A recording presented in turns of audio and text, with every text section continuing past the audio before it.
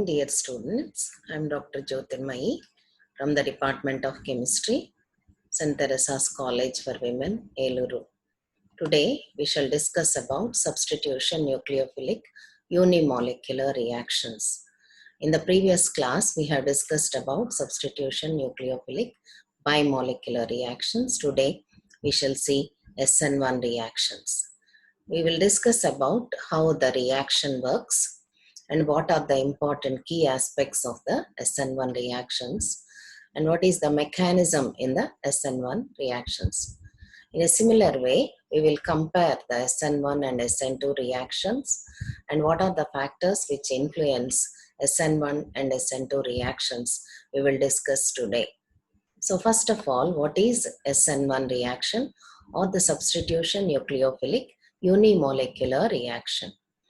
In the previous class, while discussing about the classification of the substitution reactions, we have seen that the substitution nucleophilic reactions are classified based on their kinetics and molecularity of the reaction.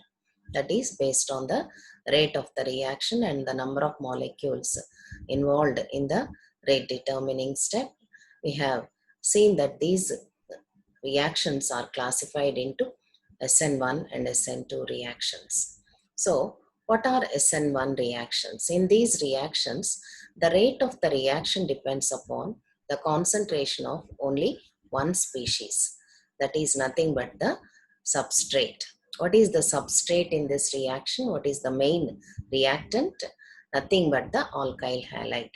So, the rate determining step is involving the participation of only the reactant or the substrate or the alkyl halide. That's why this is called as the substitution nucleophilic unimolecular reaction. And this reaction takes place in two steps. So, whereas in SN2 reaction, the reaction takes place in a single step, whereas here the reaction takes place in two steps.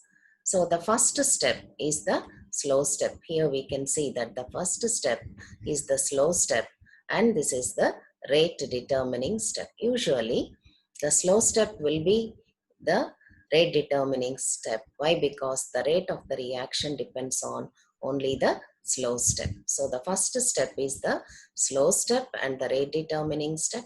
This involves the formation of the carbocation. So, in the first step, the carbocation intermediate is formed by the ionization of the reactant. So, in the introduction part, we have seen that the alkyl halide is the substrate. The alkyl halide is having a polar covalent bond. Here, the halogen, that is the X, is more electronegative. It has a tendency to attract the shared pair of electrons towards itself. So, because of this more electronegative nature, when the bond present between the carbon and the halogen breaks, it takes place by heterolytic fashion. That is, when the bond breaks, one of the atom gets the bonding pair of electrons, the other loses the electron. So, here the bond is breaking in heterolytic fashion and the halogen moves out with the bonding pair of electrons as the leaving group. Automatically R gets a positive charge and X gets a negative charge. So, the ionization of the alkyl halide to form the carbocation is the first step, which is the slow step and is called as the rate determining step. Coming to the second step is the fast step. The intermediate carbocation is attacked by the nucleophile to give the product. So, the second step is the fast step where the carbocation is attacked by the nucleophile to form the product. Here we can see the example. So, step 1 is the formation of the carbocation, which is a slow step. Why? Because here the bond present between the alkyl group and the halogen breaks to form the carbocation. Whereas the second step is the simple capture of the carbocation by the nucleophile to form the product. So, this is the fast step. The reaction takes place in a fast manner. So, Let us see the mechanism. Consider the example of tertiary butyl bromide by treating with the hydroxide ion in a solvent. Here we can see the tertiary butyl bromide. The carbon is attached to 3 alkyl substituents. 3 methyl groups are present. This is the tertiary butyl bromide. So this ionizes in the first step. The first step is the slow step, which is the rate determining step. Here you can see the formation of the carbocation and the bromide ion is formed. This, on treating with the polar solvent like water, you can see the formation of the product. So the bromide is replaced by the OH minus, the hydroxide, in the presence of the polar solvent. So the second step is the fast step or the rapid step. So this is the mechanism. First step is the slow and rate determining step. This is nothing but the ionization of the alkyl halide to form the carbocation. The second step is the fast step, the capture of the carbocation by the nucleophile in the presence of a polar solvent results in the formation of the product. That is the mechanism involved. So the same thing is explained here. The rate determining step is the ionization of the tertiary butyl bromide. This is affected by the polarity of the solvent. So the ionization depends on the polarity of the solvent. So as the solvent polarity increases, the ionization increases. So polar solvent molecules help the ionization of the alkyl halide by solvating the ions that's formed. So as the polarity of the solvent increases, the ionization increases. This we need to remember. Thus, in the presence of the polar solvent, like water, the SN1 mechanism is favored. So here we can see the energy profile diagram of SN1 reaction. Here you can see the tertiary butyl bromide or the carbon attached to 3 other alkyl substituents. This is the reactant. So the first step is the ionization. Here you can see 2 transition state. This is the first transition state and this is the second transition state. So here the activation energy that is required, that is delta E, from the reactant to the transition state is comparatively high. High activation energy is required, which results in the formation of the carbocation. The second step is the carbocation attacked by the nucleophile to result in the formation of the product. Here the activation energy required is very, very low when compared to the first step. So the activation energy is comparatively high for the formation of the first transition state when compared to the second transition state. That's what we see in the next slide.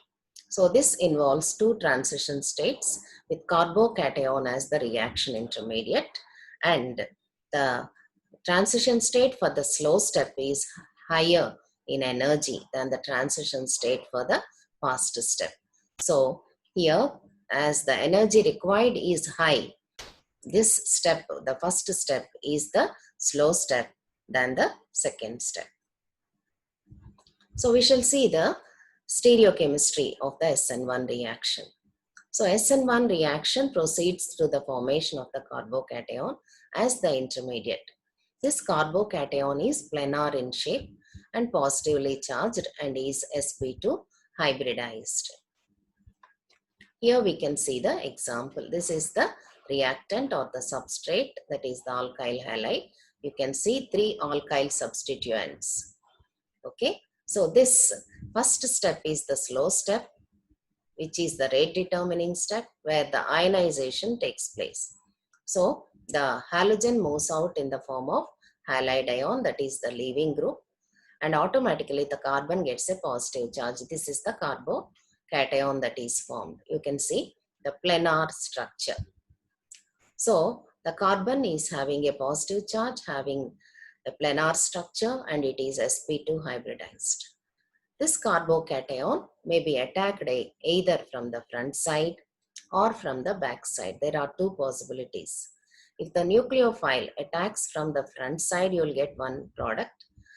If it attacks from the back side, you will get another product. Thus, you can see the formation of a mixture of products, one with retention of configuration and one with inversion of configuration.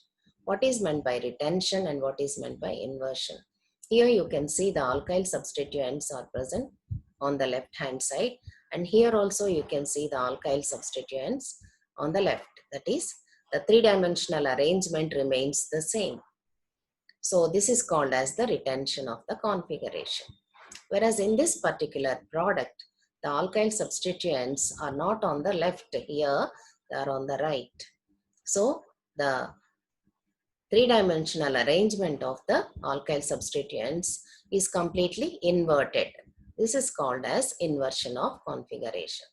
So during one SN1 reaction, here as the nucleophile either can attack from the front or from the back, you can get a racemic mixture. But this is not the case in SN2 reactions. In SN2 reactions, what happens? The inversion, Walden inversion takes place. The nucleophile attacks from the back, resulting in the formation of only inversion of configuration. Whereas here, you can see both retention of configuration as well as inversion of configuration, resulting in the formation of racemic mixture.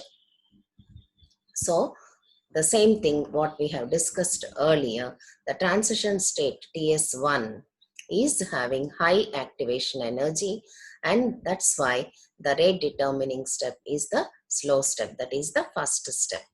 Whereas for the second transition state, comparatively the activation energy delta E2 for TS2 is comparatively less. Automatically this step, that is the second step, is the fast step.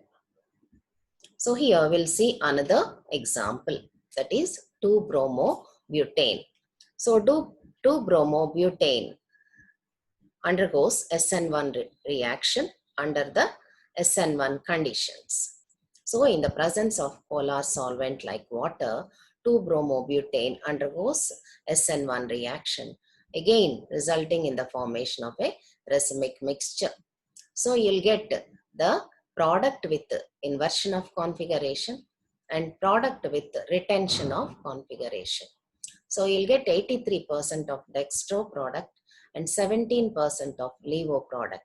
So the net inversion is 66. The difference between 83 and 17 is 66. So here also you can see the formation of racemic mixture, one with the retention of the configuration. So here you can see the position of the ethyl and methyl is the same in this particular product. Whereas in this product, the methyl group from the left shifted to the right. This is the inversion of configuration. So in SN1 reactions, there is definitely inversion of configuration as well as retention of configuration. So another important thing to be remembered is the ionization of the alkyl halide is slow. That is, the first step is the rate determining step. So it initially produces intimate ion pair which dissociates into the carbocation. So the formation of the intimate ion pair and dissociation takes place, requires more energy. That's why that particular step is a slow step. So if the attack of the nucleophile is fast, backside attack is only possible initially. Hence, inverted product is the major product. So the ratio of the inverted product and the retention product depends upon the nucleophile. So if the attack of the nucleophile is fast, backside attack is possible. So you can see the inversion of configuration and inverted product is major. That's what you can see here. This is the RX, that is the alkyl halide, forms a intimate ion pair and which results in the inversion product.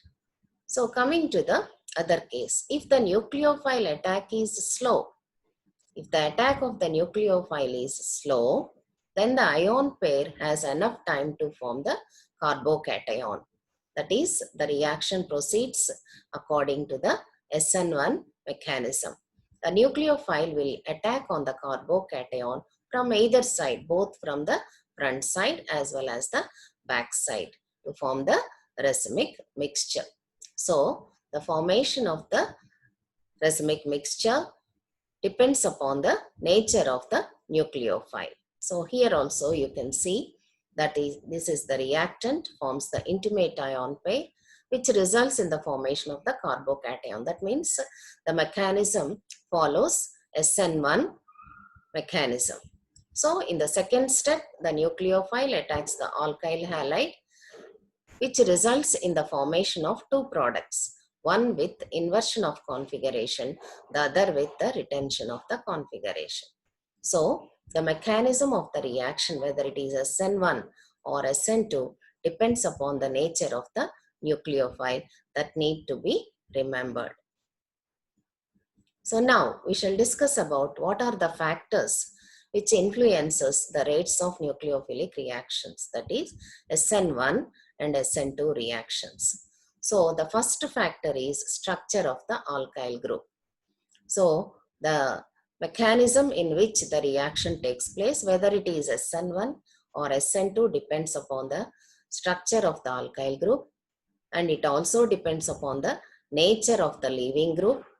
It depends upon the nucleophile, and the fourth one is depends upon the polarity of the solvent. First of all, we shall see how does it depend upon the structure of the alkyl group.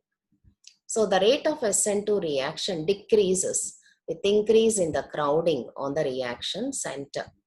We have seen that SN2 reaction takes place in a single step and the attack takes place from the back side. So as it has to attack from the back side, if there is crowding, that is bigger groups are present, the rate of the reaction decreases. Among alkyl halides, the rate of SN2 reaction has been found to be in the following manner. As the crowding increases, the rate of the reaction decreases. So the reaction will be fast with the methyl group. As the alkyl substituent increases, the rate of the reaction decreases. So, as the crowding increases, the rate of the reaction decreases. But what about the SN1 reactions? In SN1 reactions, the carbocation is the reaction intermediate, and the rate of the reaction depends upon the stability of the carbocation that is formed. We know the order of the stability of the carbocation. Based on that, the benzyl allyl carbocation is found to be more stable than the tertiary, than the secondary, than the primary and the methyl. So here, the order of the reaction is completely reverse when compared to SN2. So as the crowding increases, the rate of the reaction decreases. Whereas here in SN1 reactions, the rate of the reaction depends upon the stability of the carbocation. As the more stable carbocation is formed, the reaction takes place readily. Thus, the rate of the reaction and the SN1 and SN2 mechanisms depend upon the structure of the alkyl group. And the second important point is this also depends on the nature and concentration of the nucleophile. So how does the nucleophile attack the SN2 reaction? Strong nucleophiles pushes the halide and increases the rate of the SN2 reaction.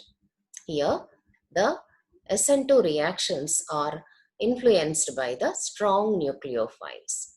So, the nucleophile is stronger, the rate of the reaction is more for the SN2. So, the order of the nucleophilicity of the nucleophiles is given, and in this order, as the strong nucleophiles are present, automatically the rate of the SN2 reaction increases. What about the SN1 reactions? So the rate of the SN1 reaction depend upon the concentration of the nucleophile.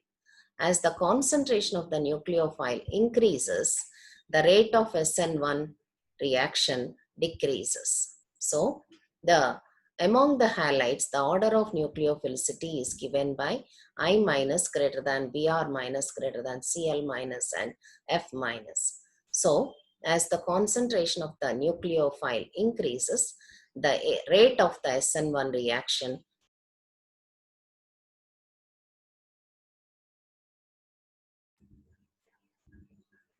So the third factor that influences the rate of the SN1 and SN2 reactions are nature of the leaving group. The rate determining step of SN1 and SN2 reactions involve the nature of the leaving group, which is also nucleophilic in nature. Here we have seen that the halogen is the leaving group. This is also nucleophilic, but based on the nature of the leaving group, which affects SN1 and SN2 reactions, the leaving group also should be good leaving group. So, good nucleophiles are found to be good leaving groups also. So, thus here we can see the order of the reactivity. Among the halides, the iodine is a good leaving group than the bromide ion, and the bromide ion is a good leaving group than the chloride, which is further good leaving group than the fluoride ion. So the rate of the reaction SN1 and SN2 also depends upon the nature of the good leaving group. And the last and important property, or the last and important factor that influences the rate of SN1 and SN2 reactions is the polarity of the solvent, which we have discussed while discussing the SN1 reaction. As the polarity of the solvent increases, the rate of the SN1 reaction increases. That's what we have seen. Whereas, how does it influence the rate of the SN2 reaction is completely different. So, as the polarity of the solvent increases, the rate of SN1 reaction increases. But the rate of the SN2 reaction decreases. So, polar solvent enhance the rate of SN1 and retard the rate of SN2 reactions. Retard means decreases the rate of SN2 reaction. So, the polarity of the solvents is given in this order. Water is having more polarity. So, than methanol, than ethanol, than acetic acid. So, the decrease in the polarity of the solvent is given like this. Water is the more polar solvent, which is more suitable for polar solvent, which can be used for the SN1 reactions. So, these four are the important factors which influence the rates of SN1 and SN2 reactions. What are they? The first one is the nature of the structure of the alkyl substituent, and then we have seen the nature of the nucleophile, then the nature of the leaving group, and lastly the polarity of the solvent. Now we shall see.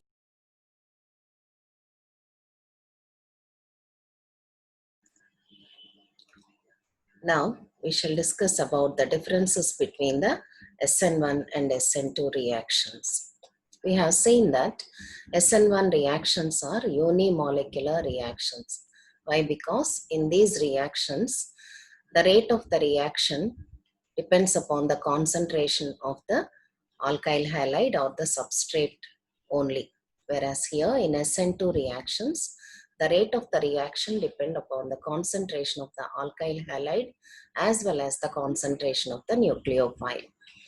Coming to the second difference, in SN1 reactions, the nucleophile can attack the carbocation either from the back side or from the front side. Whereas here, the nucleophile attacks only from the back side. That's why in SN1 reactions, we have seen the formation of the racemic mixture. Whereas here, the Walden inversion takes place. That's why in the third difference, we have seen that partial racemization takes place. Okay, certain amount of the product will be formed by the retention of configuration, and certain product is formed by the inversion of configuration. Whereas here, completely Walden inversion takes place in the SN2 reaction. Coming to the next difference. So the rate of the reaction also depends upon the electronic factors. So here the steric hindrance influences the rate of the reaction. As we have seen that here there is Walden inversion if there is crowding, if there is large groups. Because of the large groups, the rate of the reaction decreases. Why? Because the inversion takes place in the SN2 reaction. Then coming to the next difference. The rate of the reaction also depends upon the concentration. Low concentration of nucleophile favors the reaction, whereas here high concentration of the nucleophile favor the reaction. Why? Because in the rate determining step, the rate of the reaction is depending upon the concentration of the nucleophile. High concentration favors SN2 reaction, whereas low concentration of the nucleophile favors SN1 reaction. And coming to the next one, mild nucleophiles like water and ammonia favor the reaction, whereas here the strong nucleophiles like alkoxide ion favor the reaction. And the next one is the rate of the reaction increases the polarity of the solvent, which we have discussed in detail in the mechanism. So the rate depends upon the polarity of the solvent for SN1 reaction. So as the polarity of the solvent increases, the rate of the reaction increases, whereas it is completely different in SN2 reaction. The rate of the reaction decreases with the increase in the polarity of the solvent. And finally, the last one is the order of reactivity of alkyl halides is given by this order. Benzyl allyl greater than tertiary, greater than secondary, then the primary, and final comes the methyl halides. Whereas here the order is methyl greater than primary, greater than secondary, and greater than tertiary. These are the main differences between the SN1 and SN2 reactions. Today we have discussed about the mechanism of the SN1 reactions, and we have seen the factors which influence the SN1 and SN2 reactions, and we have also discussed about the details of the differences between SN1 and SN2 reactions. These are the textbooks that we have referred while preparing the lesson. You can make use of the following textbooks for further reference. So with this, I conclude the topic, that is SN2 reaction. Thank you for your patient listening.